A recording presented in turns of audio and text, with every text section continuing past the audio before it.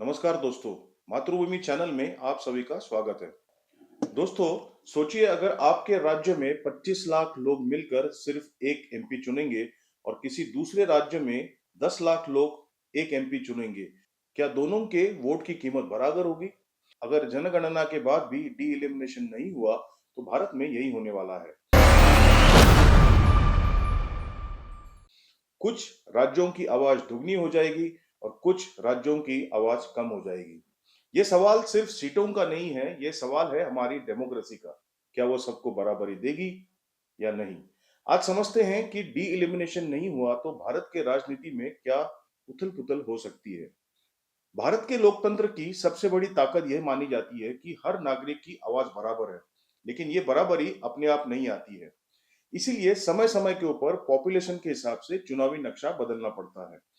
आज हम जिस मुद्दे की बात कर रहे हैं वो है डी एलिमिनेशन, यानी लोकसभा की सीटों को और कॉन्स्टिट्यूंसीज को दोबारा तय करना। कागज पर ये एक टेक्निकल प्रक्रिया लग सकती है, लेकिन ये असल में तय करती है कि देश में किस राज्य की कितनी राजनीतिक ताकत होगी। आने वाले समय में होने वाला डी एलिमिनेशन भारत की राजनीति का सबसे बड़ा बदलाव साबित हो सकता है। ये प्रक्रिया शुरू होती है जनगणना से, यानी सिनेसस से। भारत में पहली बार जनगणना 1872 में अंग्रेजों ने शुरू की थी और ब्रिटिश भारत की आखिरी जनगणना 1941 में हुई थी। इसके बाद 1948 में सेनेस ऑफ इंडिया एक्ट पारित किया गया और उसके बाद हर 10 साल बाद नियमित रूप से जनगणना कराई जा रही है। अब तक की आखिरी जनगणना 2011 में हुई थी। जनगणना सिर्फ लोगों की गिनती नहीं करती है, लेकिन ये बताती है कि कौन से लोग कितने कहाँ रहते हैं, उनकी शिक्षा, रोजगार या सामाजिक स्थिति क्या है।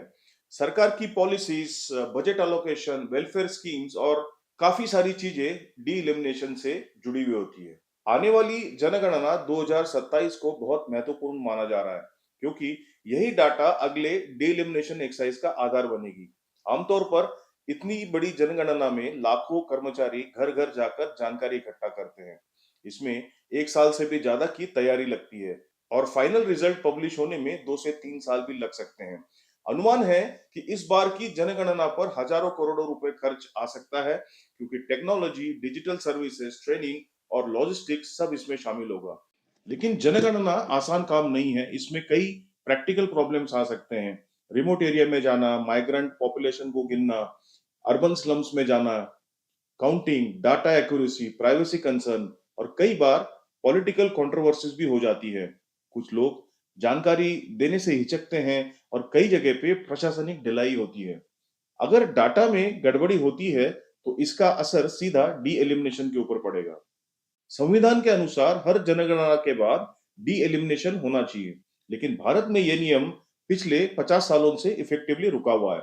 आखिरी बार राज्यों के बीच में लोकसभा सीटों का डिस्ट्रीब्यूशन 1976 में हुआ था और वो भी 1971 के सेंसस के आधार पर। यानी आज भी हमारा रिप्रेजेंटेशन आधी सदी पुराने आंकड़ों के ऊपर टिका है, जबकि देश की आबादी कई गुना बढ़ चुकी है। अब इस फ्रीज के पीछे भी एक वजह थी। 1970 के दशक में सरकार ने पॉपुलेशन कंट्रोल को प्रायोरिटी बनाया। दक्षिण और पश्चिम भारत के कई राज्यों ने एजुकेशन, वेल्थ, वुमेन एम्पावरमेंट के ऊपर निवेश किया और उनका फर्टिलिटी रेट कम हो गया। लेकिन उत्तर भारत के कुछ राज्यों में पॉपुलेशन ग्रोथ चलती रही। अगर इसी पॉपुलेशन के हिसाब से सीटें बांटी जाती है, पॉपुलेशन कंट्रोल करने वाले राज्यों की सीटें कम हो सकती है। इसलिए फैसला हुआ कि सीटें फ्रीज कर दी जाए, ताकि गुड गवर्नेंस को सजा न मिले। अब 2026 के बाद ये फ्रीज खत्म होने वाला है। जैसे ही जनगणना 2027 का डाटा आ जाएगा, डी एलिमिनेशन प्रोसेस एस्टेब्लिश हो जाएगा। ये कमीशन राज्यों के बीच के सीटों का बंटवारा करेगा, हर कॉन्स्टिट्यूंसीज की बाउंड्री बदलेगा और महिलाओं के लिए 33% रिजर्वेशन भी लागू हो जाएगा। लेकिन ये सब जल्दी नहीं होगा और ये आसान भी नहीं है। पिछले कमीशंस को 3 से 5 साल लग गए थे अपना डाटा देने के लिए और अपना काम करने के लिए। इसलिए संभव है कि ये प्रक्रिया 2031 या 32 तक पूरी हो सकती है। लेकिन सबसे बड़ी चिंता नंबर्स को लेकर है।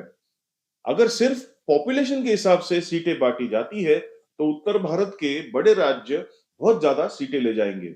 इन सीटों की वजह से उनकी ताकत भी बढ़ जाएगी। अनुमान यह है कि अगर ये लोकसभा एक्सपांड होती है तो उत्तर प्रदेश के लिए 150 से भी ज्यादा सीटें हो सकती है और बिहार 80 से ऊपर जा सकता है। दोनों मिलकर तकरीबन 1/4 हाउस को कंट्रोल करेंगे। दूसरी तरफ तमिलनाडु, केरला जैसे जो स्टेट्स हैं इनकी सीटें तो बढ़ेगी लेकिन लेकिन उनका रिप्रेजेंटेशन या पावर कम हो जाएगा, यानी उनकी इन्फ्लुएंस कम हो जाएगी। यहीं से एक सवाल उठता है कि क्या जिन राज्यों ने पॉपुलेशन को कंट्रोल किया, उन्होंने क्या उन्हें पॉलिटिकल पावर में नुकसान होना चाहिए या सिर्फ ज्यादा पॉपुलेशन होना ही ज्यादा रिप्रेजेंटेशन का आधार होना चाहिए। इसलिए डी एलिमिनेशन सिर्फ एक गणित नहीं है, बल्कि न्याय और फेडरलिज्म का सवाल भी है। अब इस स्थिति को निपटने के लिए कई सॉल्यूशन की चर्चा हो रही है। पहला ऑप्शन है कि फ्रीज को फिर से बढ़ा देना।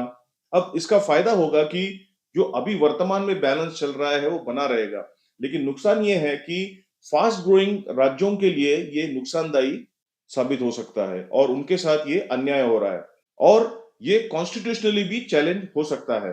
दूसरा ऑप्शन है कि लोकसभा की सीटों को बढ़ा देना ताकि कोई राज्य सीट न खोए।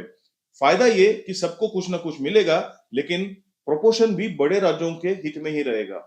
तीसरा ऑप्शन है वेटेड फॉर्मूला अपनाना, जिसमें सिर्फ पॉपुलेशन नहीं लेकिन डेवलपमेंट इंडिकेटर्स जैसे लिटरेसी, हेल्थ, फर्टिलिटी कंट्रोल को भी एडिक्वेट वेटेज दिया जाएगा। इससे अच्छे गवर्नेंस को रिवॉर्ड मिलेगा, लेकिन इसका ड्रॉबैक ये है कि ये इंडिकेटर तय करना बहुत कंट्रोवर्शियल हो सकता है और ये कैलकुलेशन काफी कॉम्प्लेक्स हो जाएगी। अब चौथा ऑप्शन है राज्यसभा को असली फेडरल चैम्बर बनाना, जहां राज्यों को बराबर का या बैलेंस रिप्रेजेंटेशन मिले। इससे रीजनल बैलेंस आएगा, लेकिन ये करने के लिए कॉन्स्टिट्यूशन में बहुत सारे चेंजेस करने पड़ेंगे। पांचवा ऑप्शन है कि बड़े राज्यों को, खासकर उत्तर प्रदेश को, छोटे छोटे राज्यों में बांटना। इससे किसी एक राज्य का एक्सेसिव डोमिनेंस कम होगा।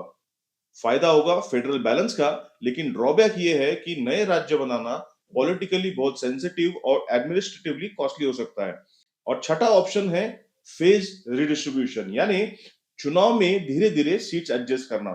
इससे झटका कम लगेगा, लेकिन प्रोसेस और लंबी खिंच जाएंगी। आखिर में ये समझना जरूरी है कि डी एलिमिनेशन सिर्फ लाइन खींचने का काम नहीं है। यह तय करता है कि संसद में किसकी आवाज कितनी मजबूत होगी, कोएलिशन पॉलिटिक्स कैसे चलेगी और सेंटर स्टेट रिलेशंस कैसे होंगे। अगर 2-3 राज्य बहुत ज्यादा पावरफुल हो जाएंगे तो बाकी राज्यों का भारत के ऊपर से भरोसा हट सकता है। इसलिए ट्रांसपेरेंसी, पब्लिक हियरिंग और एक्सपर्ट इन्वॉल्वमेंट इसमें बहुत जरूरी है। सच कहे तो जनगणना भारत की आबादी गिनती है, लेकिन डी एलिमिनेशन भारत के लोकतंत्र की ताकत को गिनता है। इससे सोच समझकर, फेयरनेस और फेडरल स्पिरिट के साथ अगर किया जाए तो ये देश को जरूर मजबूत करेगा। लेकिन अगर सिर्फ पॉलिटिकल फायदा देखकर किया गया तो ये क्षेत्रीय असंतुलन और डिस्ट्रस्ट पैदा कर सकता है। इसलिए डिबेट अभी होनी चाहिए कि क्या किया जाए, ना कि डाटा आने के बाद, क्योंकि डी एलिमिनेशन सिर्फ मैप नहीं बदलता, ये देश के राजनीति की दिशा तय करता है। दोस्तों, अगर आपको ये वीडियो पसंद आया हो तो शेयर कीजिए, लाइक कीजिए और चैनल को सब्सक्राइब कीजिए। जय हिंद। कालिका माता की जय, दादा किशन की जय।